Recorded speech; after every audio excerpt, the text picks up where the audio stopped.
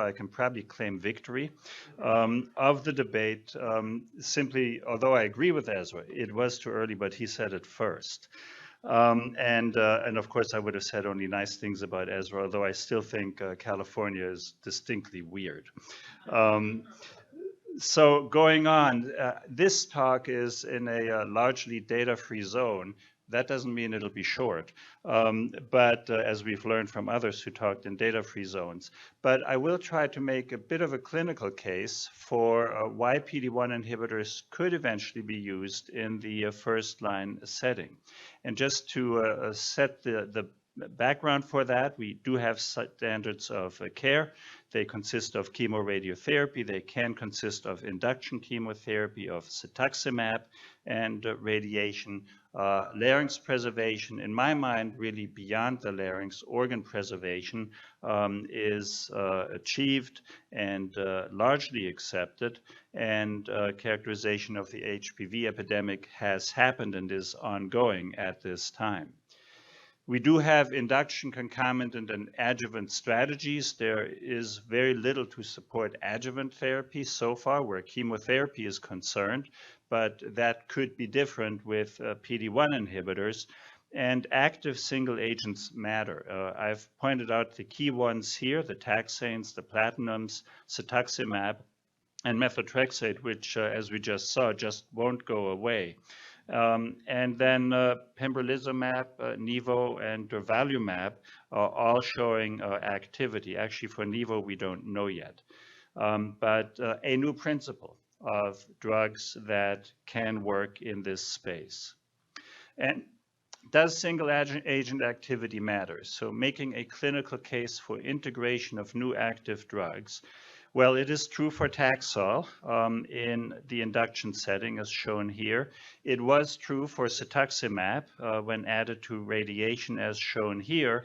And no direct comparison, but cisplatin added to radiation, as done here in the control arm, the red experimental arm, or the blue arm rather, then had cetuximab added to chemo-RT, which didn't add anything. But you see that cisplatin added to radiation is a good treatment. So single agent activity matters when a sensitizer is given with radiation. That is always something to keep in mind as we develop new drugs. What is the interaction with the other modalities, and does it warrant the work? It's been talked about how HPV prognosis is better.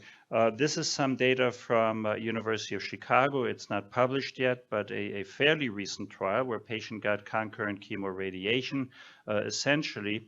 And you see here a HPV positive group and an HPV negative group.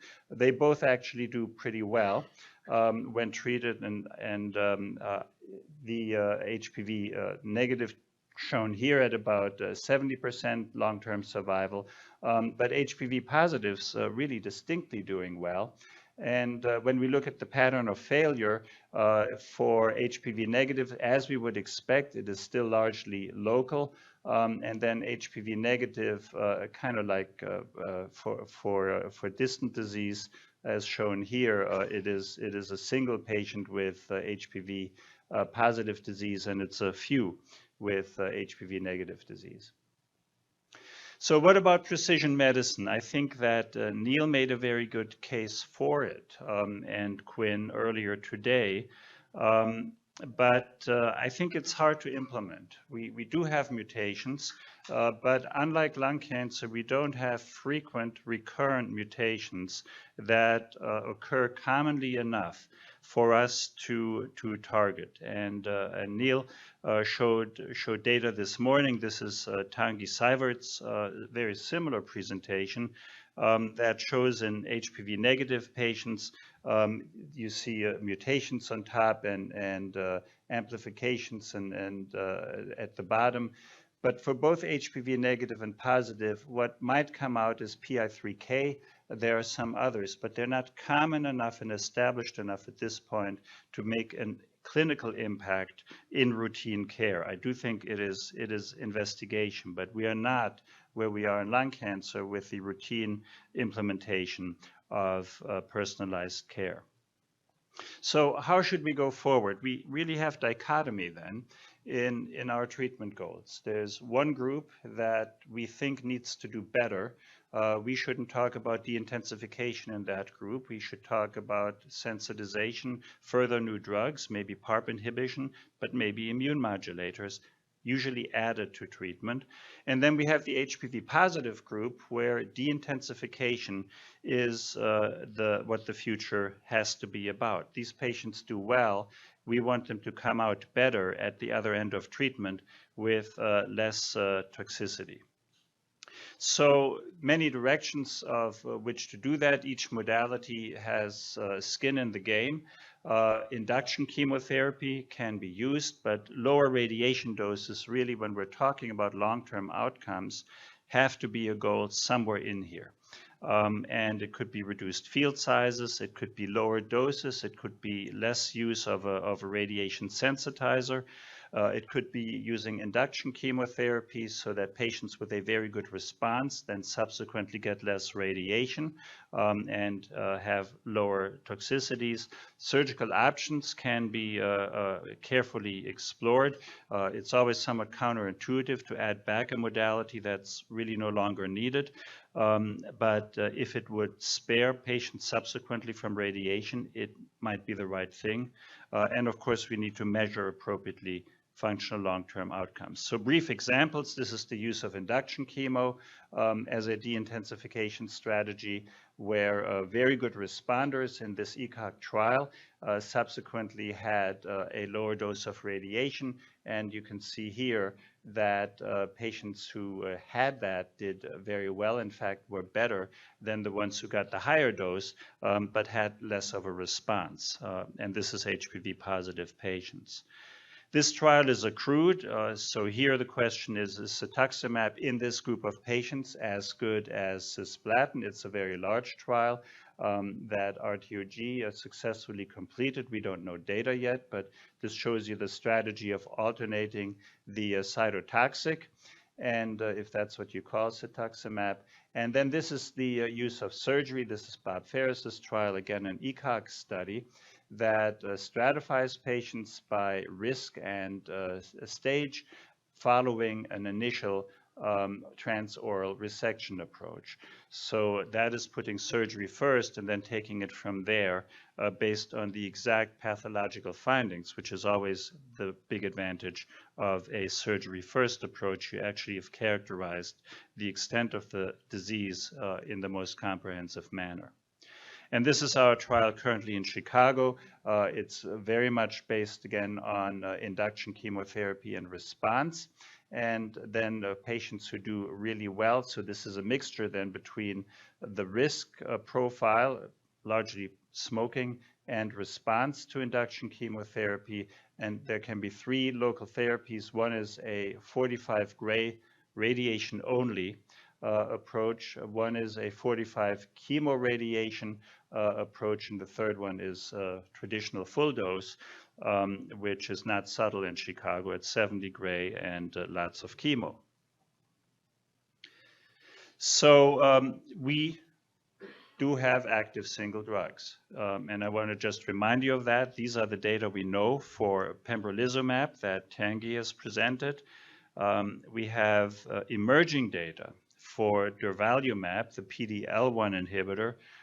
So far, they look a bit less stunning, but these are very small numbers, and hopefully more data will be generated so we can interpret this a bit more forcefully in the future. And then Bob has already shown this trial. This is a accrued and completed trial of nivolumab in head and neck cancer, and we should know the data sometime in the next year. So for sure, we know pembrolizumab is active at 20 to 30%. Durvalumab is active. Let's see just how active it is, and nivolumab we will know soon. So we do have active single agent activity. So how should we then move forward?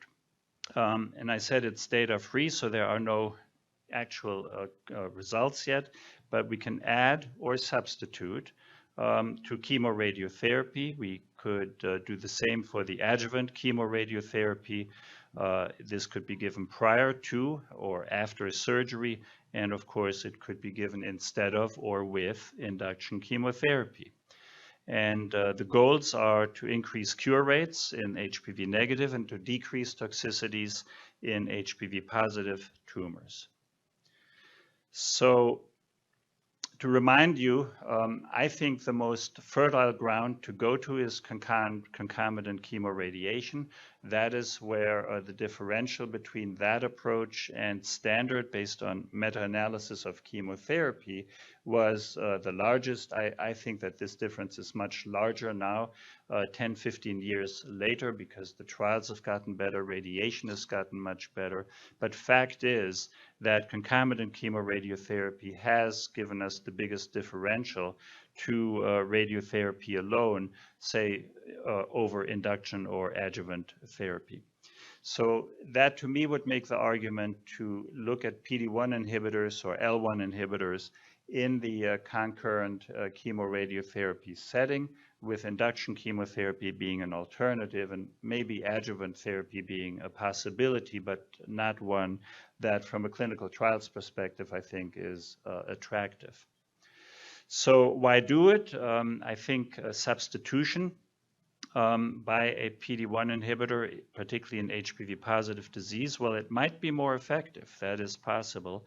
I think it is likely that there would be less acute toxicity, in particular mucositis and myelosuppression. There could be more long-term toxicity in terms of fibrosis, particularly if the drug is given long-term. But there are many unknowns, and Bob Ferris alluded to some of that with preclinical data. Radiation dose, the timing of PD-1 administration. Do you give it before, during, after, at what point? And of course, its duration. And then the addition is another option. I think that to me looks more attractive in an HPV negative population.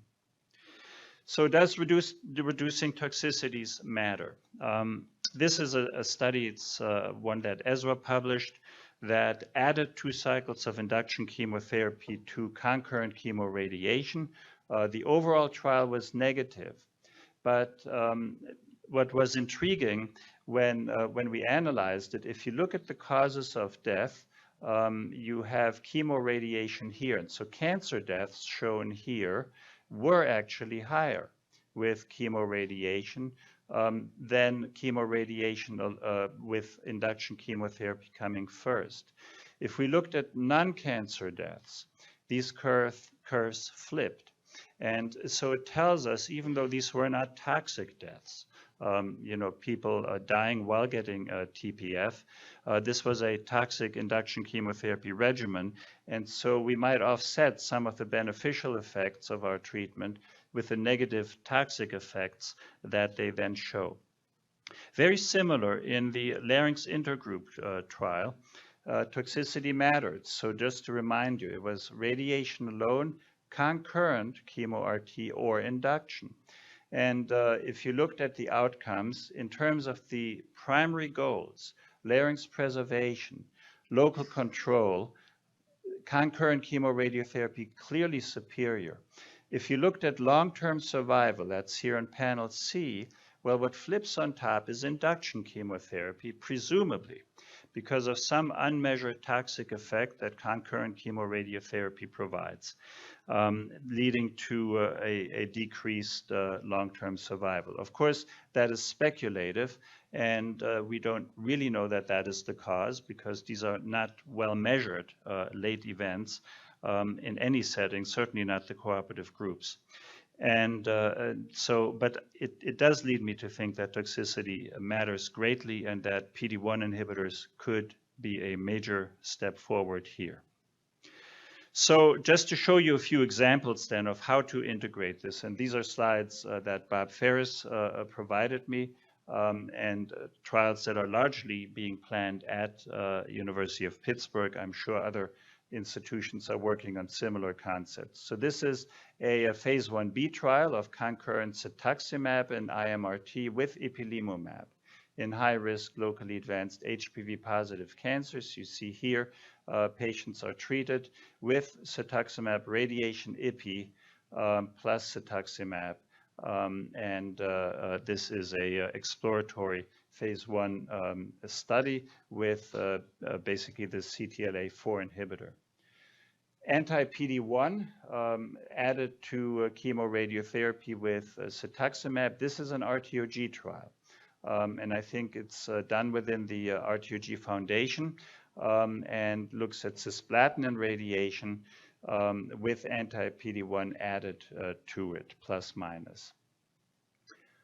Then this is another University of Pittsburgh trial where anti-PD-1 and an HPV E6, E7 vaccine are administered with chemo-RT, and Bob can maybe discuss this a little bit more during the discussion time regarding the vaccine and its role.